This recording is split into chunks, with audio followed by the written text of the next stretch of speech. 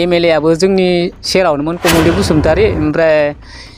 Deputy speaker दंमोन जोंनि सेख्लायावनो होनबाबो भुल गैया दाउ नेर्सोन बर'आ सिमलिगुरिखौनो 1 नम्बराव नायगोन दालांखौ बनायनो हागोन आंखौल' देरा हो होनना बुंथारदोंमोन देरा नेर्सोन साराथ' जों गामिनि बे बाथौसालियाव सिमलिगुरि गामियाव दासिमबो औवानि दालांजों थांलाय फैलाय खालामनो गोनां जायो। उदालगुरि जिल्लानि सिङाव थानाय डिमाकुसिनि सिमलिगुरि गामिया जोबोद दुखुनांथावना गामि।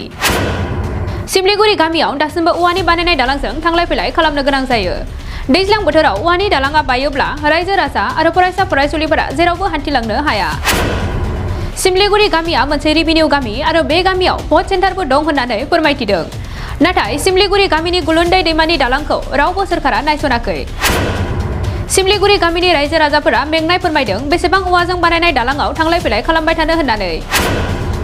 बेनिखायनो दानि आसाम सोरखार आरो बिटिआर सोरखारखौ खावलायदों थाबैनो सिमलिगुरि गामिनि दालांजों लोगोसे लामा आरो फरायसालिनि जेंनाफोरखौ सुस्रांनानै होनांगौ होननानै गामिनि रायजो राजाफोरा खावलायदों। एमएलए आबो जोंनि सेरावनोमोन कमलि बसुमतारी ओमफ्राय डिपुटि स्पिकार दंमोन जोंनि सेख्लायावनो होनबाबो भुल गैया दाउ नेर्सोन बर'आ दा बिथांमोनाथ' बुंदोंमोन भटनि सिगाङाव सिमलिगुरिखौनो 1 नम्बराव नायगोन दालांखौ बनायनो हागोन आंखौल' देरा हो होनना बुंथारदोंमोन देरा नेर्सोन साराथ' जों गामिनि बे बाथौसालियाव दा बिदि बुंनायलाय जों गामिया बिराद आसामोन आरोखि बे दलंखौ जाथारसिगोन दे जोंनिया एबाराव जोंनि सेख्लायावनो माने डिपुटि स्पिकारा देरहाबाय होननानै जोंनि बिराद गिदिर आसामोन आरो सिमलिगुरि रेभिनिउ भिलेज एबा भट सेन्टाराबो जोंनि गामियाव दोङो नालाय बेवहाय माने जों बिराद आसामोन आरो रेभिनिउ भिलेज होननानै आरो दिनैसिम माने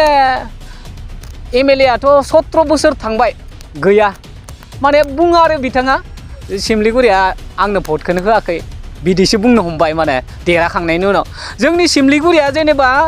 थर बर' होननानै एखेबारे लोब लोब भट होनायाव माने बर'थिंबो सेरखाय बेरखाय जाखाया ओरैबायदि मोजां भट होयो जाहाथे दलङा जाथों आलिया जाथों माने बिदि होननानै आरो दा बिदि सानसे साननायावबो जुदि जाफुङाबा खोब दुखु नाङो आरो जोंनि गामिनि रायजो राजाया दानि गोदान सरकारखौ आं सानदोंमोन माने दिनै 2 बोसोरानो जाबायनो हम दा आरो 3 बोसोर दंबावो जुदि सारमोना जेनेबा थबैनो मावना होनायबा जोबोद मोजां मोनगौमोन आरोखि आरोबाव बिथांमोना इसोरनिसिम बोर सानस्रिनाय थाबाय आरो आंनिफ्राय माने आरोबाव जाहाथे इयुनाव भटखौ गेलेनानै आरो देरा होबावगोन आरो जोंफोर जुदि दलंखौ निस्सय बनायना होथारोबा जोंनि थांखिया बे आरो दायो जुदि बे अननायनि गेजेराव रायजो राजानि अननायनि गेजेराव जुदि भटखौ देरा होखांनानैबो जोंनि दलङा जायाबाथ' आरो मा बुंबावनो जेबो बुंथावना जेबोआनो गैला जेनेबा बेखिनियानो आरो आंनि बुंनांगौआ। बेनिफ्राय दुखुनांथाव बाथ्रा दा जोङो गुबुन गामिफोराव थाङो नुयो एकदम माने भिथोर गामिफोरानो जेनेखे आं मा होनो आं बोराय मानसि ना बे माबा जाबनाया इथा जाबनाय होनगोन आरो मा होनो बेखौ मिथिया इफोरबायदि बनायनाय इनिफ्राय जेनेबा दैखौनो बारनाङा इफोरबायदियाव माने फुलुं होनाय दलं होनाय इफोरबायदि आरो